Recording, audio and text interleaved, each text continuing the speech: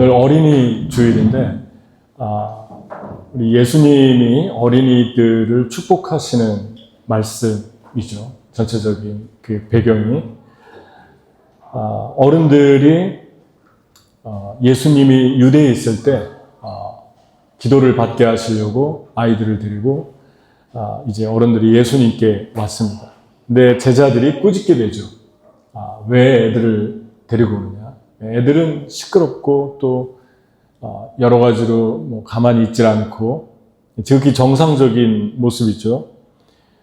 그럴 때 예수님께서 어린아이들이 내게 오는 것을 막지 말라. 하나님의 나라는 이런 아이와 같은 사람들의 것이다. 그렇게 말씀을 했습니다. 그런데 하루 전날에도 똑같은 비슷한 말씀을 했어요. 그러니까 하루밖에 지나지 않았습니다. 뭐라고 했냐면 제자들이 서로 누가 크냐고 싸움이 일어났는데 그러니까 예수님이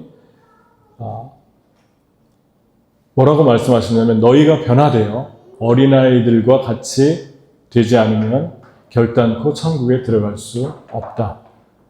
또한 어린아이처럼 자기를 낮추는 그이가 천국에서 큰 사람이다 라고 얘기를 했습니다. 특별히 여기 보면 변화되어 라는 말이 convert이라는 말을 썼는데 개종하다 할 때도 convert, 개종했다라고 할 때도 그런 표현을 쓰죠. 그러니까 변화된다라고 하는 말이 아주 강한 어조로 어린아이처럼 꼭 돼야 된다라는 그 말씀을 지금 하신 거죠. 예수님께서 2번씩이나 하루밖에 안 됐는데 어린아이처럼 되라고 하셨을까? 그리고 그 어린아이들 같이 되지 않으면 천국에 들어갈 수 없다는 아주 무겁고 충격적인 말이죠. 그렇게 말씀을 했습니다. 그런데 이상한 것이 바로 다음 절에 나오는데 문맥을 볼 때 바로 다음 말씀은 한 부자 청년이 예수님께 찾아와서 어떻게 해야지 영원한 생명을 얻습니까? 라고 물어봤습니다. 그랬더니 예수님께서 그 청년을 보시며 사랑하시면서 계명을 지켜라. 그랬더니 이 청년이 나는 어렸을 때부터 모든 계명을 다 지켰습니다. 그래서 내 이웃을 내 몸같이 사랑하라 하시면서 이 주님께서 이 계명을 다 지키라고 하니까 다 지켰다고 그랬어요. 그랬더니 예수님이 너에게 한 가지 부족한 것이 있다. 그게 뭐냐면 내 소유를 다 팔아서 가난한 자들에게 주고 나를 따르라. 그 다음이 더 중요합니다. 청년이 슬픈 모습으로 얼굴에 근심을 띠고 돌아갔죠. 예수님을 만나는데 기뻐하고 즐겁고 무거운 짐을 내려놓고 돌아가야지 정상 아닙니까? 그런데 근심하고 슬퍼하면서 가는 사람들도 있었다는 거죠. 이 말씀에 보면 공통점이 있어요. 이 아이들과 이 청년의 공통점. 그것은 이 아이들과 천국을 연결시켰고 영원한 생명, 그리고 이 청년도 영생에 대한 질문을 했습니다. 그런데 또 차이점이 있어요. 그 차이점이 똑같이 나란히 나오는데 어린아이들은 와서 대단한 거를 하지 못하잖아요. 그냥 시끄럽고 그런 아이들인데 예수님에게 아무것도 한 게 없어요. 그냥 예수님이 기도해 주셨고 축복해 주셨고 아무것도 한 게 없는 아이들인데 너희들은 이미 천국에 들어갔고 어른들에게도 어린아이들처럼 되지 않으면 천국에 못 들어간다. 그냥 가만히 있는데 오히려 문제만 일으키는데 구원을 받고 은혜를 받고 그런 이야기를 어린아이들에게 말씀했는데 이 청년에게는 살인하지 말라, 간음하지 말라, 도적질하지 말라. 이건 내가 다 지켰습니다. 그런데 소유를 팔아서 가난한 자들에게 주라 할 때 이 청년이 다 지켰다고 했는데 소유가 예수님보다 더 중요했다는 것이 슬픔으로 돌아가잖아요. 어린아이들은 너무나 기뻐하고 돌아갔을 거예요. 보나마나. 기뻐 뛰면서 소리 지르고 예수님 나에게 기도해 줬어요. 그런데 똑같은 상황에서 이 청년은 근심하고 돌아가잖아요. 이 청년의 문제가 뭘까요? 계명을 다 지켰다고 했는데 결국 자기를 사랑하고 돈을 사랑하고 뭐 돈을 좋아하는 거는 괜찮은 일이죠. 뭐 돈을 싫어하는 사람이 있겠습니까? 돈은 뭐 선한 것도 아니고 나쁜 것도 아니고 중성이에요, 중성. 어떻게 사용하느냐에 따라서 달라지는데 예수님하고 충돌했을 때 이 사람은 슬픔을 띠고 돌아갔으니까 우상 숭배하는 거죠. 1계명이 내 앞에 다른 신을 두지 말라. 다른 신에게 절하지 말라. 그러면서 1계명, 2계명을 이미 어겼는데 자기가 그 어긴 것을 보지 못하고 있죠. 나는 다 지켰습니다. 완벽합니다. 이 어린아이와 부자 청년을 나란히 교차시키면서 문맥적으로 천국과 연결을 시키고 있습니다. 그러면 어린아이를 통해서 주시는 메시지가 무엇입니까? 어린아이들은 그냥 부모만 신뢰하죠. 부모가 가져가면 가고 아무리 힘든 오지라도 부모가 이상하면 따라가요. 부모만 있으면 돼요. 그게 천국이에요, 어린아이들한테. 뭐 아프리카를 가도 부모만 있으면 되고 부모 역시 아이들과 함께 있으면 그다지 처음만 좀 그렇지 슬프지 않아요. 아이들과 함께 여기도 가고 저기도 가고 저희들도 오지 많이 다니고 뭐 이집트 할렘가도 가고 했는데 아이들은 적응도 잘하고 잠도 잘 자고 음식도 잘 먹어요. 뭐 요르단도 가고 힘든 곳도 가고 뭐 태국의 아주 빈민촌도 가고 아이들은 참 잘합니다. 부모가 천국이에요. 그런데 그런 아이들, 부모만 절대 신뢰하는 아이들을 보면서 부모는 어떤 생각을 합니까? 내가 이 아이들을 실망시키지 말아야겠다. 잘해줘야겠다. 내가 좀 더 열심히 살아야겠다. 그런 생각을 할 수밖에 없죠. 하물며 부모도 이렇게 하는데 하나님은 어떻겠습니까? 우리 그리스도인들을 보면서 하나님을 어린아이처럼 의지할 때 어떻게 이 사람들을 대하겠어요? 여러분, 우리가 외국에 살 때, 외국에 우리가 살아보면 그 외국에 살 때 왜 그렇게 하나님의 은혜가 강권적으로 보호하는 은혜가 있잖아요? 특별한 은혜가 있잖아요. 왜 그럴까? 외국에 살아서 그런 게 아니라 외국에 한 번도 가보지 않은 땅을 밟을 때 그 마음 때문에 그러는 거예요. 하나님 도와주셔야 돼요. 하나님, 나는 여기 처음 와봤습니다. 어떻게 살아갈지도 모르고 어디서부터 시작할지도 모르겠습니다. 그래서 하나님이 불쌍히 여기는 나그네와 고아를. 외국이라고 하는 것 자체가 우리에게 하나님의 보호를 끌어내는 게 아니라 무작정적인 신뢰만 할 수밖에 없는 거예요. 내가 할 수 있는 게 아무것도 없으니까, 외국에 가면. 뭐 주유소에 처음에 가니까 주유소에 기름 넣는 것도 못 하겠더라고요. 뭐 영어로 다 써 있고 뭐라고 하는지도 모르겠고 다 우리나라하고는 다르고 여기 한국과는 하나님만 의지하는 거예요. 어린아이처럼 하나님께만 매달리는 거예요. 그래서 주님이 그런 말을 했죠.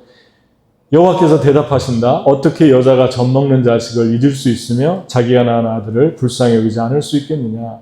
어머니는 자기 자식을 잊을 수 있을지는 몰라도 나는 너를 잊지 않을 것이다. 엄마가 어떻게 젖먹는 자식을 잊겠어요? 모유 주는 시간을 어떻게 잊어버리겠어요?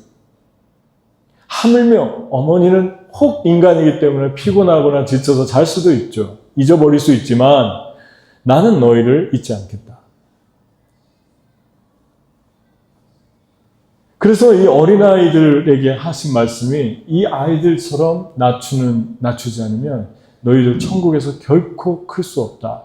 천국에서는 자기를 낮추는, 어린아이처럼 낮추는 아이들이, 그런 사람들이 크다. 낮춘다는 게 뭡니까? 어린아이들이 저 겸손해요라고 나오지 않았잖아요. 그냥 신뢰함으로 나오잖아요. 안수하려고 하니까 그대로 있고, 엄마 아빠 가자고 하니까 그대로 가고, 아무것도 안 했지만 그런 낮아짐의 모습을 믿음과 연결시킵니다. 그러니까 결국 겸손은 믿음이라는 결론에 도달하게 되죠. 믿음은 겸손이고 겸손하면 믿는 사람들이에요. 그러니까 하나님을 잘 믿는 분들이 겸손하잖아요. 겸손이 무엇입니까? 하나님만 신뢰해요. 주님만 예배해요.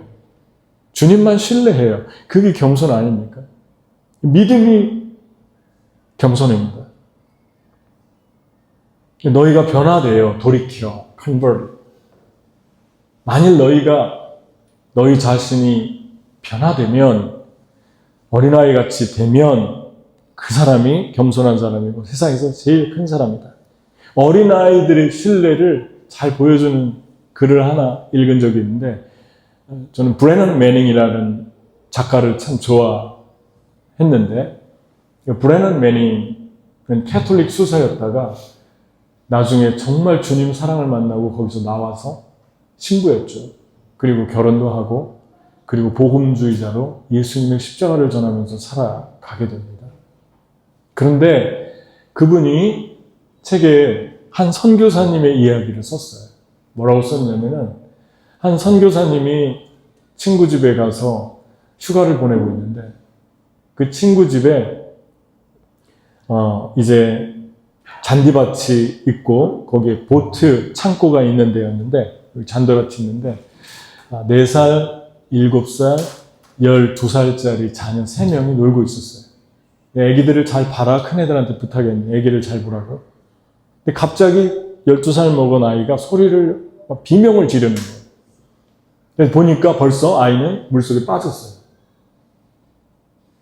4살짜리라. 그래서 아빠가 그대로 들어가서 아이를 찾는데 숨이 막히니까 한번 올라오고, 또 들어갔다가 또 찾는데 없으니까 또 올라왔어요. 2번이나 숨을 내쉬고 이제 다시 들어갔는데, 자세히 물 흐린 그 물속에서 보니까 아이가 교각이 있잖아요. 나무 이렇게. 그 교각을 이렇게 붙들고 있는 거예요.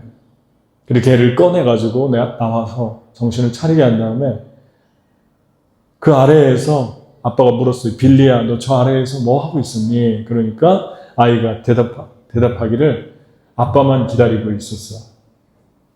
응? 아빠만 기다리고 있었어.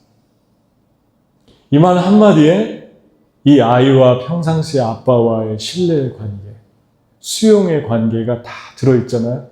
평상시에 이 아빠가 이 아이를 어떻게 대했는지도 다 느껴지고 보아지지 않습니까?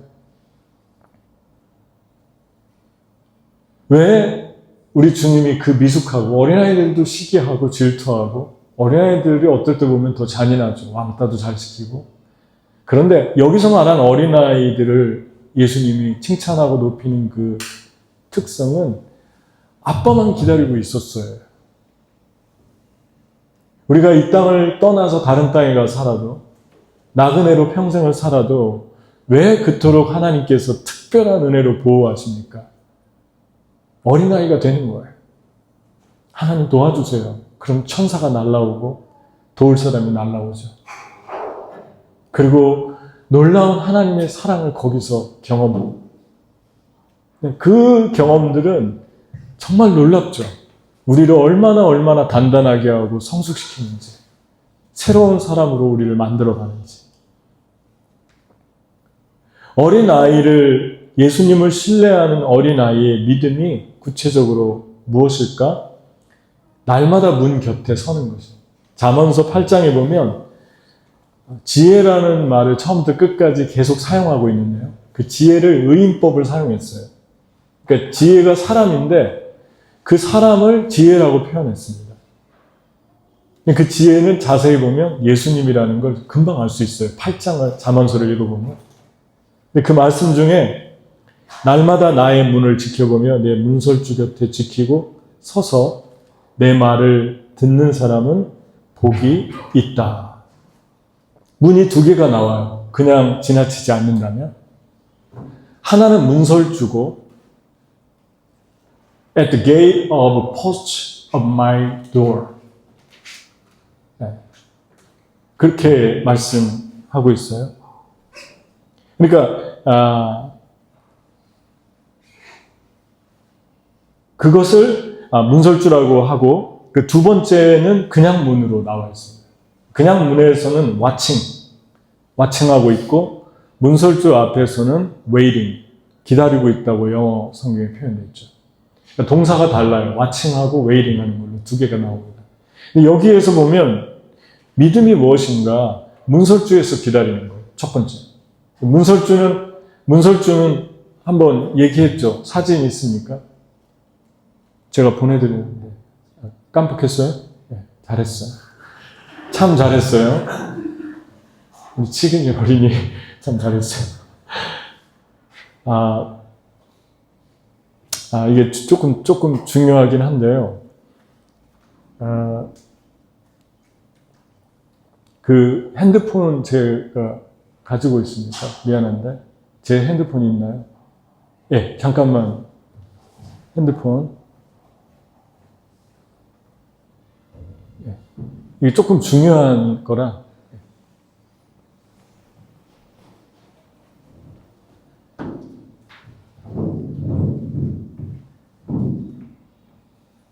미안해요. 죄송합니다.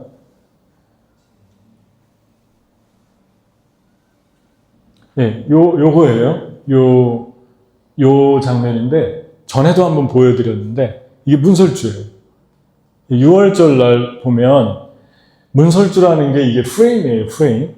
문짝을 달기 위해서 위에 옆에를 프레임을 놓고 문짝을 걸었어요, 유대인들은. 근데 이 프레임이 맨 머리에 있는 부분이 인방이라고 그러고, 양쪽에 있는 것이 설주라고 합니다, 문설주. 근데 6월절 날, 애굽을 심판할 때 애굽을 심판할 때 여기다 피를 묻히라고 그랬어요. 1년 된 양과 염소의 피를 잡아서 묻히면 여기에 우슬초라는 이 갈대 비슷한 걸로 찍어가지고 발랐는데 이거 보면은 천사들이 그냥 넘어가겠다 그랬어요. 넘어가겠다. 죽음이 넘어간다. 그래서 패스오버 6월절입니다. 네, 나왔네요. 감사해요. 빨라요. 네, 좋습니다. 그래서 이거 보면은 이렇게 아이가 바라보고 있죠. 그럼 아이가 물어볼 거 아니에요? 아빠 이게 뭐 하는 거예요? 하나님이 이렇게 말씀하시단다.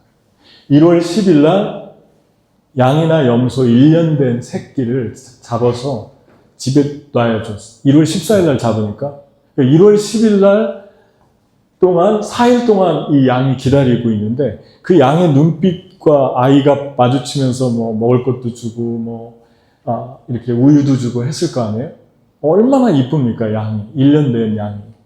얼마나 아름답겠어요. 그런데 그 아이를 보면서 4일을 기다리다가 갑자기 그 아이를 죽여서 피를 바르고 그 고기까지 먹어야 돼요. 그러니까 이 아이가 물어보니까 아버지가 그렇게 대답을 해주는 거예요. 이걸 발라야지 우리가 산다. 이 양이 너무 불쌍하지만 이 어린 양이 죽어야지 우리가 살 수 있다, 이해야. 이게 무엇입니까? 예수 그리스도는 우리의 어린 양.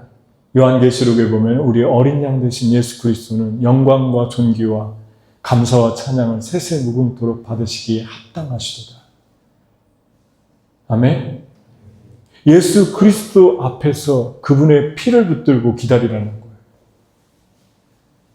우리 주님의 은혜가 우리로부터 강력하게 우리에게 더 부어지고 더 부어질 때가 언제입니까? 예수의 피만 붙들고 사는 거예요. 그게 겸손이고 그게 믿음입니다. 예수의 보혈로부터 멀어지면 자꾸 내가 이것도 했고 저것도 했고 양과 염소의 비유처럼 내가 어려운 사람도 도와줬고 이것도 했고 이것도 베풀었는데요. 그렇게 대답하는데 양들은 그렇지 않잖아요. 내가 언제 도와줬죠? 모르는 거예요. 그냥 주님의 은혜로 했기 때문에 별로 그렇게 거기에 비중을 두지 않는 거예요. 주님께 받은 사랑에 비하면 아무것도 아닌 거예요. 양들에게. 문설주에서 기다리라는 것은 우리 주님의 righteousness. 이렇게 오셔도 돼요. 우리 예배자가 앞에 있는 게 좋아요. 눈을 봐야지 이 영혼에 불이 붙는 것 같아요. 설교하는 사람이. 그래서 저는 눈을 봐야 됩니다. 여러분, 우리 주님이 그래서 문설주에 기다리라고 하는 것은 예수님의 그 은혜, 나 같은 죄인 살리신 그 은혜 안에 너는 머물러라. 그 안에 모든 보화가 다 있다. 거기에 겸손도 있고, 거기에 사랑도 있고, 거기에서부터 열정이 솟아오르고, 거기에서부터 기쁨과 평안과 생명이 넘치니까 너는 거기에만 딱 붙어 있어라. 나 같은 죄인 살리신 그 은혜. 아이가 이것을 보고, 아, 그렇군요. 깨닫는 거죠. Watching daily at my gate, waiting at the post of my doors. 그렇게 얘기합니다. watching하고 기다려라. watching은 무엇을 watching합니까? my gate. 이건 또 달라요. post of the door, my door 그랬는데 이거 문설주고 또 하나의 문이 있습니다. 예수님이 나는 양의 문이다 그랬잖아요. 문은 무엇을 표시합니까? 들어가도 나가도 그것을 통해서 꼴을 먹고 양들이 보호를 받죠. 내 양을 먹이라. 베드로에게 3번 사랑을 고백했는데 내 양을 먹이라 했지만 또 내 양을 치라 그러잖아요. 치는 건 무엇입니까? 먹이는 건 무엇입니까? 내 양을 나를 사랑하느냐? 내 양을 먹이라. 내 양을 치라. 내 양을 먹이라. 이 3가지는, 이 동사는 어떤 거와 연관이 있습니까? 양 먹이는 게 쉽습니까? 양 밥 주는 게 쉬운가요? 그냥 밥을 떠다 주는 게 아니라 푸른 초장을 찾아야만 되는 거예요. 그러면 1달이고 2달이고 헤매는 거예요. 푸른 초장을 찾기 위해서. 그리고 쉴만한 물가로 인도하는 거예요. 양이 병이 들면 목자는 따로 그 병든 양을 데리고 와서 기름을 머리에 붓고 물을 부어주고 물을 내 잔이 넘치나이다 그러잖아요. 깨끗한 물을 거기다 놓습니다. 그리고 기름을 머리에 붓습니다. 털에. 의약품으로 사용됐으니까. 물을 먹이죠. 꼴이 필요하면 꼴을 찾으러 떠나는 거예요. 그리고 거기 가서 먼저 독초 다 빼고 구멍 난 데 있으면 뭐 뱀이나 이런 게 나타날 수 있으니까 다 메꾸고 그 다음에 양들 1마리를 갖다 놓으면 그 양 1마리 갖다 놓은 거 쭉 따라와서 쭉 오는 거예요. 양. 우리 바다한 자매 그랬는데 양이 진짜 미련하대요.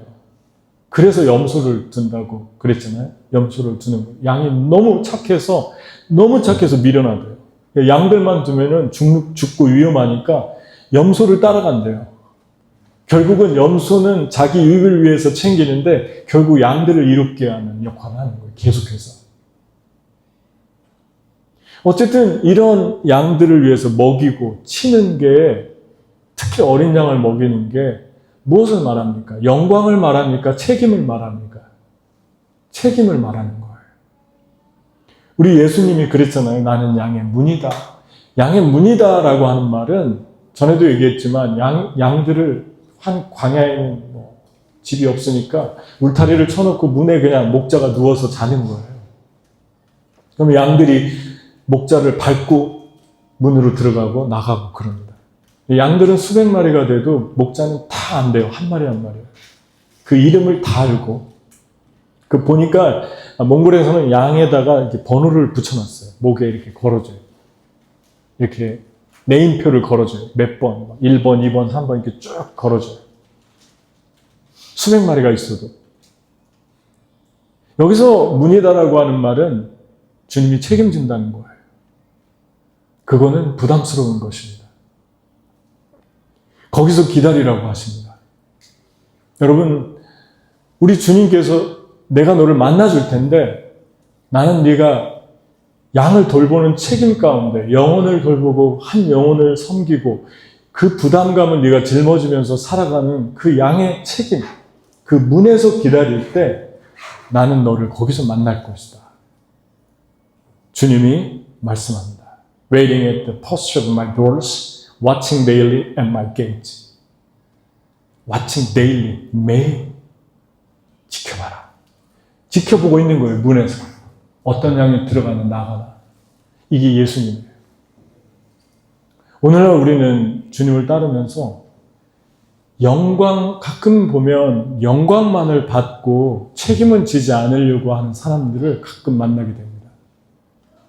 말을 너무 잘하고, 그리고 사람들한테 어트랙티브하게 다가갑니다. 그런데 한 가지 아쉬운 게 있어요. 책임은 지지 않으려고 해요. 그래서 책임은 지지 않기 위해서 그 자리를, 포지션을 아주 지혜롭게 합니다. 왜냐하면 부담스럽거든요. 책임지는 것. 우리 주님 반대로 얘기합니다. 책임 80%, 영광 20%, 8대2, 8대1, 아니면 100% 책임. 베드로한테 맡기신 내 양을 먹여라, 내 어린 양을 치라. 양 치는 거 너무 어려워요. 뒤에서 쳐야 될 때도 있고 앞에서 끌고 가야 될 때도 있어요. 목숨을 걸어야 되는 일이에요. 베드로한테 맡긴 일이 그것입니다. 동사 3개는 책임을 말하는 거예요. 우리 주님이 영광만 받으셨습니까? 영광만 받지 않았잖아요. 300데나리온 되는 향유를 여인이 예수님 머리에 부었을 때 그 영광, 그 향기, 평생 일해야지 모을 수 있는 돈을 그냥 덜컥 붓는 사람들. 그런데 배반하고 떠나고 다 됐다 그러면 또 딴소리하고. 이번 주 성경 공부하는데 제가 오히려 은혜 받았어요. 우리 자매가 엠마오로 걸어가던 제자들에게 예수님 나타나서 성경을 풀어주고 해석해주는데 계속 슬픈 모습을 하고 있는 거예요. 엠마오 제자들이. 너무 답답한 거예요. 그리고 예수님도 못 알아보는 거예요. 예수님 계속 걸어갑니다. 같이 걸어갑니다. 근데 예수님 몰라요. 그렇게 3년 동안 같이 있었는데 얼굴은 슬픔이 가득, 분명히 부활했다고 마리아가 얘기했는데 믿지 못하는 거예요. 그 예수님 성품이 어떤 것 같아요? 답이 있는 게 아니었거든요. 근데 자매가 너무 은혜스러운 얘기 했어요. 정말 이렇게 못 알아듣는데 예수님 실망하지 않는군요. 또 계속 반복해서 해주시는군요. 저도 되게 은혜 받았어요. 제 일기에 적어놨어요, 제가. 너무 좋아서. 이걸 책임이라고 그럽니다. 이걸 책임이라고 그럽니다. 영광 없는 자리를 주님 때문에 더 찾아가고, 부담스러운 책임은 내 가지고 영광은 당신이 받고. 이게 비즈니스맨이잖아요. 더 위대한 좋은 기업에서 더 위대한 기업으로 그 책을 쓴 사람이, 저는 은혜 받은 그 사람이 크리스찬인지 아닌지는 모르겠어요. 오래전에 읽었는데, 그죠? 경영학 학교에서 배우면 더 좋은 기업에서 더 위대한 기업을, 그 책이 이 말이 이렇게 두껍잖아요. 그 책에 그분이 그런 표현을 써놨어요. 창문과 거울. 훌륭한 리더는 좋은 일이 일어났을 때 창문으로 사람들을 데려간대요. 창문 너머에 저기 있는 사람들이 다 했다고. 그리고 조금 부족한 일이 있으면 거울 앞에 서서 자기를 돌아본대요. 나 때문에 그렇지. 나와 함께하는 충성스러운 사람이 어려움을 겪을 때, 아주 어렵게 됐을 때 책임은 내가 지겠다. 걱정하지 말아라라고 얘기해 줄 수 있는 리더. 그분이 리더예요. 창문과 거울의 법칙이라고 써놨어요. 근데 우리는 바뀌어서 살 때도 많잖아요. 저도 그런 사람 중에 하나인 것 같아요. 가끔씩. 그렇지만 많이 돌아보는 사람이기도 합니다. 주님 앞에서 많이 돌아봐요.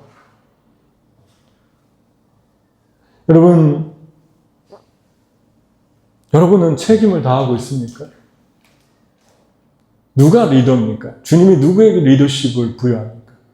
리더십은요, 하늘에서 주님이 부어주시는 것도 있지만 대부분은 리더십은 흘러가는 것입니다. 순종하는 자가 순종을 얻습니다. 리더십은 흘러갑니다. 본인은 순종하지 않는데 누군가 나를 따르는 팔로워들한테는 순종하라고 한다면 어불성설이잖아요.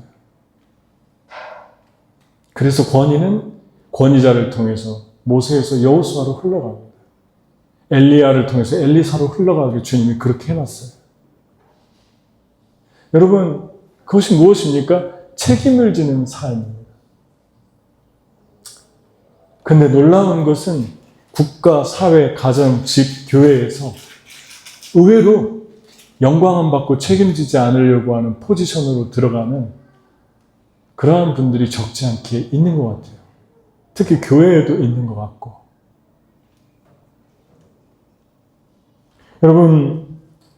여러분과 저는 세상에서 어떻게 삽니까? 정말 주님이 우리에게 오토리티를, 리더십을 주었을 때, 어떤 책임지는 자리를 주었을 때 기회로 알고 내가 책임져 줄게요. 염려하지 마세요. 내가 보호해 줄게요. 다 어려운 건 나한테 맡기세요. 그런 리더를 그리워하고 있지 않습니까? 예수님이 그랬다니 나는 선한 목자라. 양들을 위해 목숨을 버린다. 책임을 진다는 거죠.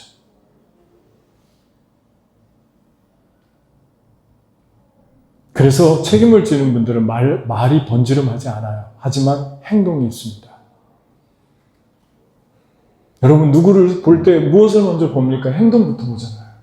정말 행동이 그런가? 그때 터치되잖아요.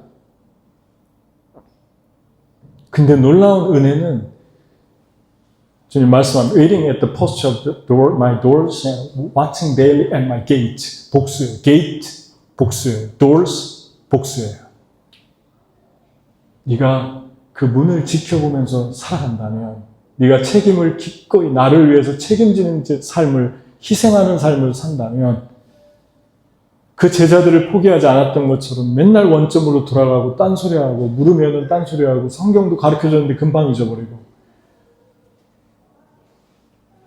그런 사람들을 포기하지 않고 계속 책임을 지고 살아간다면 나는 너를 향해서 내 문을 보여줄 텐데 그 문은 한두 개가 아니라 복수로 되어 있다는 거죠. 게이트. 내 문이 있다. 주님이 가지고 있는 문이 있어요. 우리를 향한 문이 있어요. 그 문이 어디서 열립니까? 그 문 곁에서 기다리는 사람들한테 열리죠. 그것이 주님이 우리에게 주시는 은혜입니다. 기다림이 헛되지 않을 거예요. 여러분과 저에게 하나님이 혹시 주신 부담이 있습니까? 책임이 있습니까? 감사하면서 기쁨으로 혹시 붙들어 보세요.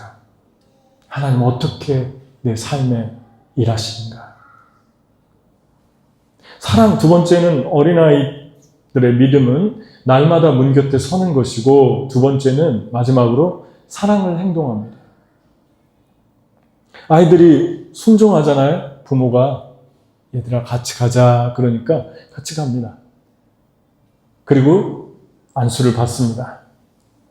예수님이 이런 말씀하셨어요. 이런 비유를 하셨어요. 순종의 중요성에 대해서 두 아들이 있었다.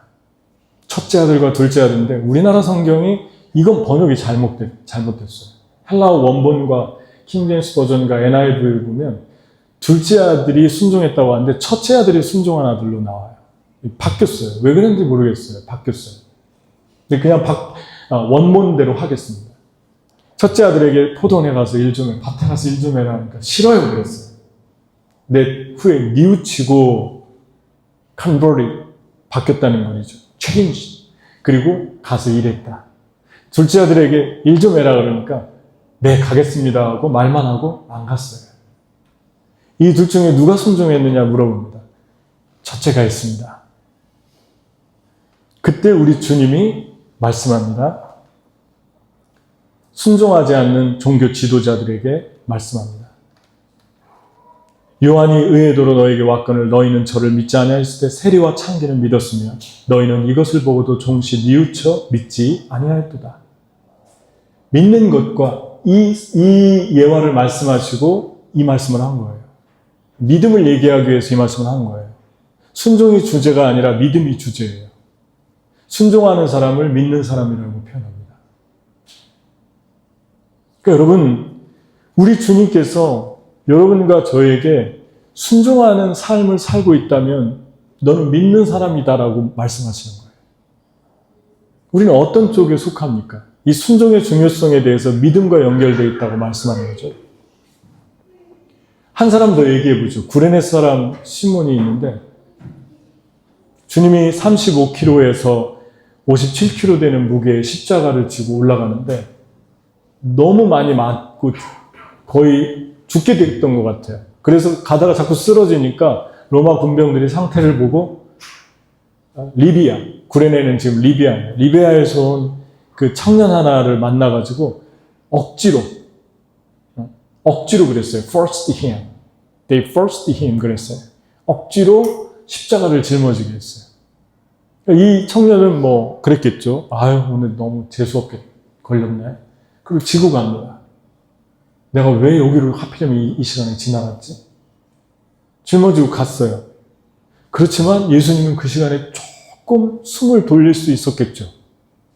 너무너무 몸이 다 찢어지는 고통과 아픔이 있었는데 구레네 때문에 덕을 본 거예요. 그리고 나서 이 우연 같은 일 속에 이렇게 지나갑니다. 우리의 삶 속에 주님이 그렇게 할 수밖에 없는 상황으로 인도할 때가 가끔 있어요. 나는 그렇게 내키지 않는데 무엇인가를 해야만 하는 상황 가운데로. 근데 그게 좋은 일이에요. 주님이 시켰는지 안 시켰는지 잘 모르겠어요. 그냥 해야만 될 것 같아요. 그래서 하게 됩니다. 그 구레네 시몬의 포지션에 들어가는 거죠. 마치 우연은 그런 거 아닙니까? 나뭇잎이 가을에 수없이 떨어지는데 그중 하나를 보면서 누가 의미를 부여하겠어요? 저 셀 수 없는 수백, 수천 개, 수만 개, 수십만 개의 낙엽이 떨어지는데 그중 하나를 누가 알겠어요? 그게 우연입니다. 우연은 아주 고달픈 거예요. 왜냐하면 의미가 없어 보이니까. 우연은 참 슬픈 거예요. 왜냐하면 의미를 모를 때 우연히 교통사고가 났네. 우연히 아프네. 다 우연처럼 보일 때 그것처럼 무섭고 두려운 말이 없죠. 저는 애리조나 가면서 미국에 그걸 느낀 적이 있어요. 너무 마음이 힘든 어떤 일이 어머님이 돌아가셔서 힘들었을 텐데 애리조나를 운전하고 가는데 하나님이 갑자기 그런 마음을 주시는 거예요. 저 광야를 봐라. 그 끝없이 펼쳐진 광야를 보는데 선인장들과 그 다양한 식물들이 뻗쳐져 있어요. 근데 네가 저기 보이지도 않는 저 땅에 사람이 한 번도 밟아보지 않았을 그 땅에 있는 식물을 아느냐. 그 성령의 음성을 들려주셨어요. 모릅니다. 그때 주님이 들려온 음성이 두 번째, 나는 안다. 네가 저기에 사람들이 가보지 않은 저 길을 네가 아느냐? 모르겠습니다. 저기에 뭐가 있는지도 모르겠습니다. 나는 안다. 그 다음 세 번째 음성이 그거였어요. 나는 너를 안다. 그때 어마어마한 치유가 제가 운전하고 가다가 일어났어요. 차 안에서. 가족도 뒤에서 다 자고 있는데 계속 눈물이 흐르고 또 치유하고 또 치유해 주시는 그 은혜. 너에게 네가 두려워하는 일들은 우연 같은 일로 보이는 건데 나는 그 우연 속에 단 하나도 모르는 게 없고 모든 것들은 내 섭리 안에 내 뜻 안에 모든 것들이 진행되고 끝마쳐질 것이다. 나는 너를 안다. 너의 인생의 우연은 단 한 개도 없다. 그때 제가 어마어마한 치유가 제 안에서 일어났어요. 그리고 주님과 깊은 교제하면서 그 고속도로를 계속 운전하고 갔어요. 구레네 시몬이 생각났어요. 여러분, 구레네 시몬이 어떻게 됐을까요? 로마서 16장 13절에 그 이후로 막 오랜 세월이 흐르고 나서 바울이 이렇게 씁니다. 주 안에서 택하심을 입은 루포와 그 어머니에게 문안하라. 그 어머니는 곧 내 어머니니라. 바울이 루포의 어머니를 자기 어머니라고 합니다. 그럼 루포와 어머니는 누굴까요? 마가복음 15장 22절 마침 알렉산더와 루포의 아비인 구레네 사람 시몬이 시골로서 와서 지나가는데 저희가 그를 억지로 같이 갖게 하여 예수의 십자가를 지우고 루포의 어머니가 내 어머니라고 그랬는데 그 어머니의 남편이 구레네 시몬이었습니다. 구레네 시몬이 억지로 십자가 졌는데 후에 가족이 다 축복을 받은 거예요. 바울이 얼마나 사랑했으면 얼마나 존경했으면 내 어머니라고 표현했겠어요. 그들은 하나님께 붙들렸고 그의 가족은 하나님의 축복 가운데 하나님을 따르는 놀라운 하나님의 기름 부음이 그 가정에 임했습니다.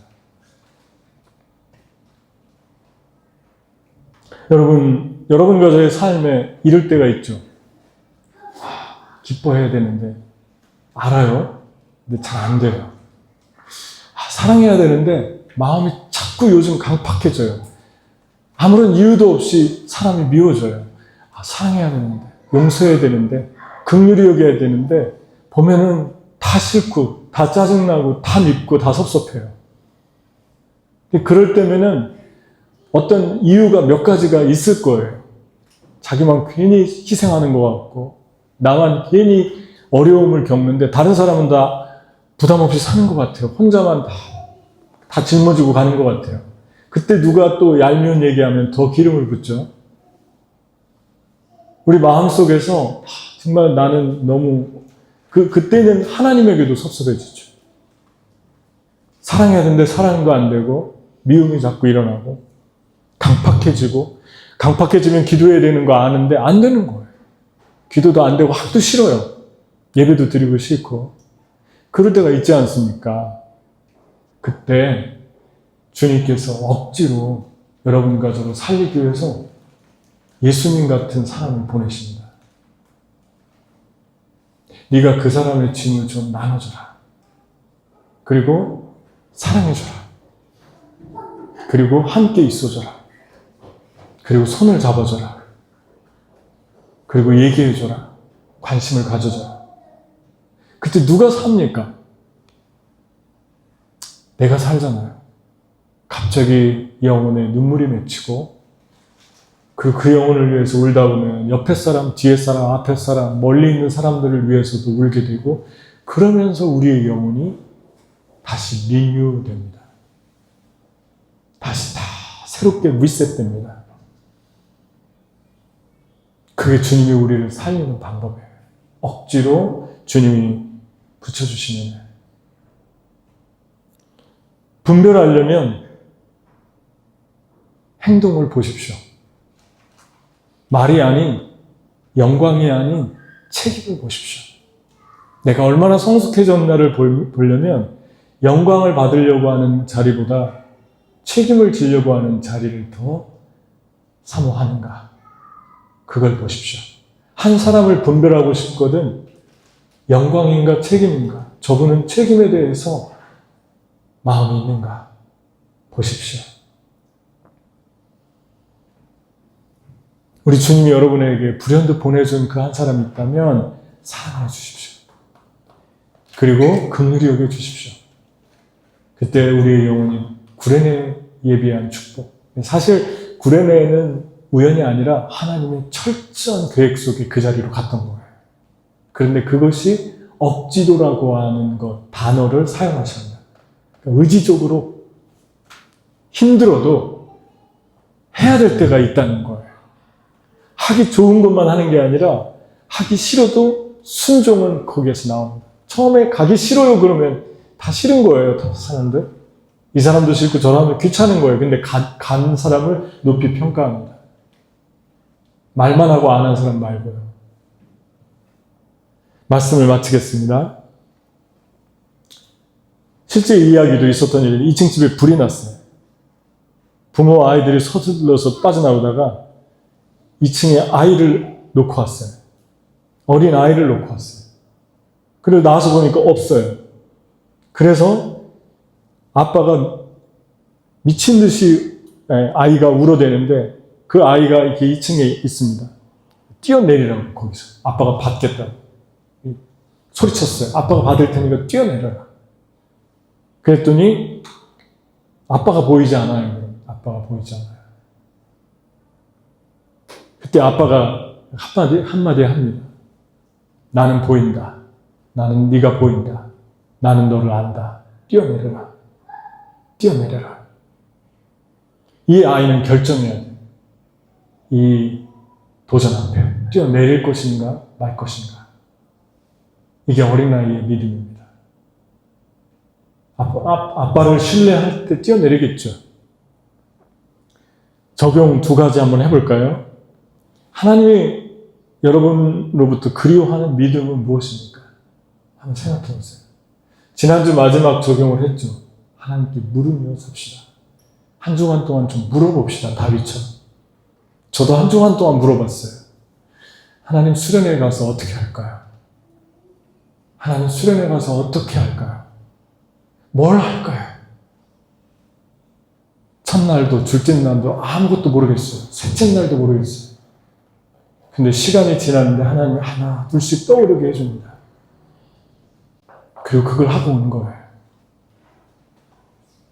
여러분, 두 번째, 오래전부터 말과 이론만 남아있는 믿음에서 돌이키길 원하는 믿음은 어떤 것이라고 생각하는가? 한번 생각해 보십시오. 오래전에 이미 말과 여러 가지 거품만 있어요. 그런데 행동을 잃어버렸어요. 그 믿음은 이제 내가 움직여야 될 믿음은 어떤 것인가? 행동해야 될 믿음은 어떤 것인가? 한번 생각해 보세요. 오늘 말씀의 제목이 그리운 믿음입니다. 날마다 문 곁에 서는 것. 문설주와 주님이 준 책임의 문. 두 번째는 사랑을 행동하라. 동사입니다. 사랑은 감정이 아니에요. 의지예요. 처음부터 동사, 오래 참고 온유하며 투기하지 않으며 쉬게 하지 않으며 자기를 쳐서 복종시키는 의지예요. 감정적인 사랑 때문에 사랑이 망가지는 거예요. 그것은 허상입니다. 사랑은 감정이 아니에요. 감정으로 접근하니까 사랑이 이상해지는 거예요. 왜곡되는 거예요. 같이 기도하겠습니다. 이 시간에 우리 주님께서 저와 여러분의 삶에 힘들지만 의지적으로 하려고 할 때 주님이 내 안에 기름 붓습니다. 의지적으로 사랑하고 의지적으로 때로는 억지로라도 나를 굴복시키고 예수님 생각하고 십자가 생각하고 나 같은 죄인 살리신 그 은혜를 생각하고 나가는 것, 그것이 믿음입니다. 하나님 하기 싫어요, 나 못하겠어요 했지만 행동으로 옮기는 것, 그걸 높이 평가했습니다. 믿음입니다. 말만 하고 안 하는 것, 주님이 그것 평가하지 않았어요. 같이 기도하겠습니다. 우리 그리스도인들 너무나 말 잘한다고 하는데 말도 잘한다, 그 얘기를 들었으면 좋겠어요. 말만 잘한다가 아니라 말도 잘한다. 행동만 잘하는 줄 알았더니 말도 잘한다. 그런 소리 들으면 좋겠어요. 같이 기도하겠습니다. 하나님, 주님이 그리워하는 그 믿음 앞에 내가 홀로 섭니다. 때로는 내 마음이 강팍해지는 걸 알지만 하기 싫을 때도 있고 알면서도 그냥 순응하기 싫을 때도 있습니다. 하나님 도와주세요. 같이 기도하겠습니다. 하나님 아버지 감사합니다. 하나님 아버지 감사합니다. 주님께서 인도해 주시고